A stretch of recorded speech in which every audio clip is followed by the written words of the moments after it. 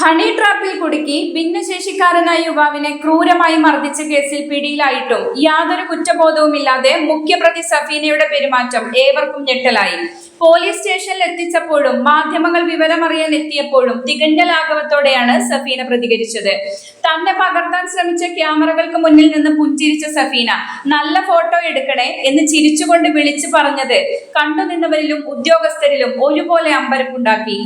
അന്വേഷണ ഉദ്യോഗസ്ഥൻ കേസിന്റെ വിശദാംശങ്ങൾ മാധ്യമപ്രവർത്തകരോട് വിശദീകരിക്കുമ്പോഴും യാതൊരു കൂസലുമില്ലാതെ തൊട്ടുപിന്നിൽ പുഞ്ചിരിച്ചു നിൽക്കുകയായിരുന്നു ഈ 27-കാരി. ഭിന്നശേഷിക്കാരനായ യുവാവിനെ ക്രൂരമായി മർദ്ദിച്ചതിലോ പണം തട്ടിയതിലോ തനിക്ക് യാതൊരു പങ്കുമില്ലെന്ന ഭാവത്തിലായിരുന്നു സഫീനയുടെ നിൽപ്പ്. ശ്രവണ സംസാര പരിമിതികളുള്ള കൊല്ലം സ്വദേശിയായ യുവാവിനെ ഇൻസ്റ്റഗ്രാം വഴി വലയിലാക്കിയാണ് സഫീനയും സംഘവും തട്ടിപ്പിന് തുടക്കമിട്ടത്. സഫീനയുമായി വഴിവിട്ട ചാറ്റിംഗിൽ ഏർപ്പെട്ട യുവാവിനെ പനമ്പിള്ളി നഗറിലെ ലോഡ്ജിലേക്ക് വിളിച്ചു വരുത്തുകയായിരുന്നു. സഫീനയുടെ ആൺ സുഹൃത്തായ അമൽ വേണുഗോപാലും മറ്റു 3 പേരും ചേർന്നാണ് ഈ ഹണി ട്രാപ്പ് ആസൂത്രണം ചെയ്തത്. ലോഡ്ജിലെത്തിയ യുവാവിനെ സഫീനയുമായി ലൈംഗിക ബന്ധത്തിൽ ഏർപ്പെടാൻ സംഘം നിർബന്ധിച്ചു. ഇതിന്റെ ദൃശ്യങ്ങൾ പകർത്തി ഭീഷണിപ്പെടുത്തി പണം തട്ടാനായിരുന്നു പദ്ധതി.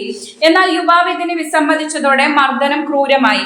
ഭാര്യയിൽ ഒടിയുന്നത് വരെ മർദ്ദിച്ച ശേഷം യുവാവിന്റെ പണവും ATM കാർഡും തട്ടിയെടുത്ത് സംഘം കടന്നു കളയുകയായിരുന്നു. വിവസ്ത്രനാക്കപ്പെട്ട യുവാവ് സുഹൃത്തുക്കളുടെ സഹായത്തോടെയാണ് ആശുപത്രിയിലെത്തിയത്.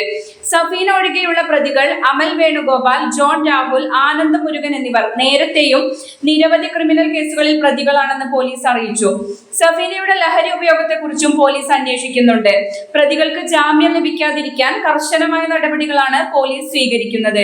കേസിൽ ഇനി ഒരാളെ കൂടി പിടികൂടാനുണ്ട്. ക്രൂരമായ ഒരു കുറ്റകൃത്യത്തിൽ പങ്കാളിയായിട്ടും നിയമവ്യവസ്ഥയെയും സമൂഹത്തെയും പരിഹസിക്കുന്ന സഫീനയുടെ പെരുമാറ്റം സോഷ്യൽ മീഡിയയിലും വലിയ പ്രതിഷേധത്തിനിടയാക്കിയിട്ടുണ്ട്.